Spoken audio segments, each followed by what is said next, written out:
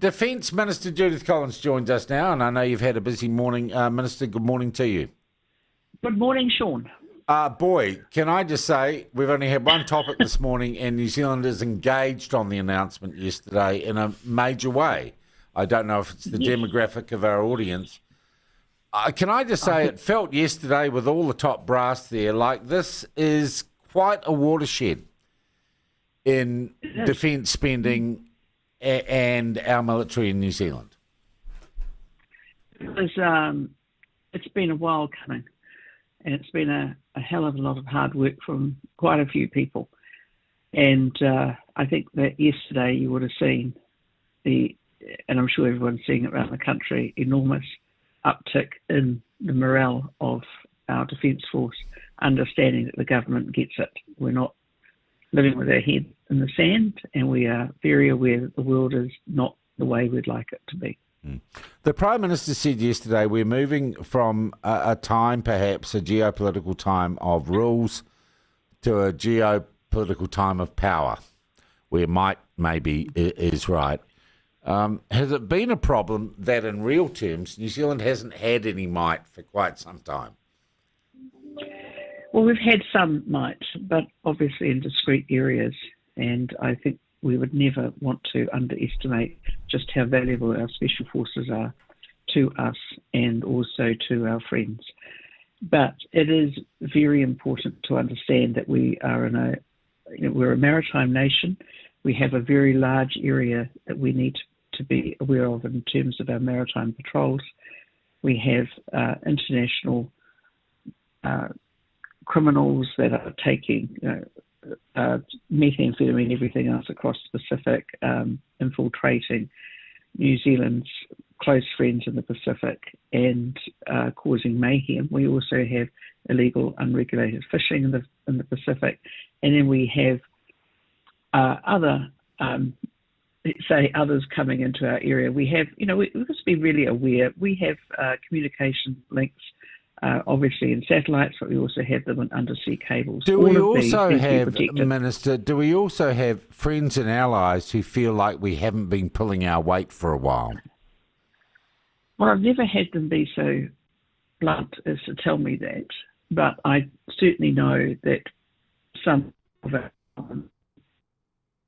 that when New Zealand was going to do more, pull its weight, and to get real about the world. So, yeah, I think that they'll be feeling that we are back. Yeah. Look, I also got the feeling yesterday that there's a reimagining, because of technology, of what our Defence Force is. And it's not necessarily the number of boots on the ground, but the technology we have and how we deploy that. It seemed to be a much, if you like, a smart Defence Force rather than a blunt instrument. Yeah, thank you. Well, that is the point. And I think the war in Ukraine, the ongoing war there, has shown us that not only do we certainly need boots on the ground, we certainly need strike force, but we also need to use technology. And I think one of the ways in which Ukraine has been able to survive for so long under massive bombardment from Russia has been its willingness to adapt and use the uncrewed aerial systems, and also to be able to use have its own people on the ground as well. So it's like it's not one or the other. It's you've got to have everything. Something of everything, and New Zealand can do quite a lot in the uncrewed area. You even suggested yesterday that we might develop technology for surveillance and drones, that we have a capability in New Zealand to make our own stuff. Is that credible? We already have it. We have, when I hosted the South Pacific Defence Ministers meeting late last year, I had technology companies, I think there's about 13 of them there, who were showing off their wares and what they are currently selling. We have businesses, a business in particular that is supplying uncrewed boats that are helping to create swarms in the Black Sea, swarms against Navy ships. We have, of course, we already have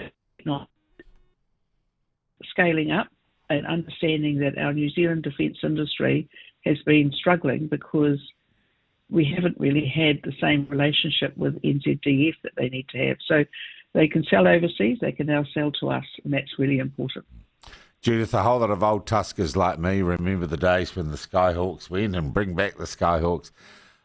You said we need to have more lethality or more lethal capability in our Defence Force. And you did mention that you'd do that in the Air Force. Does that mean we go back to having a strike wing, or is it going to be a technology thing? Well, I think thanks to the decision to get rid of the Skyhawks, we lost the entire capability. It went elsewhere.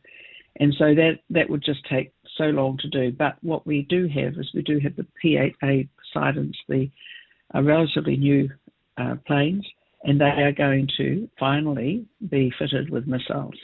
So they are sub-hunting machines. They're extremely valuable.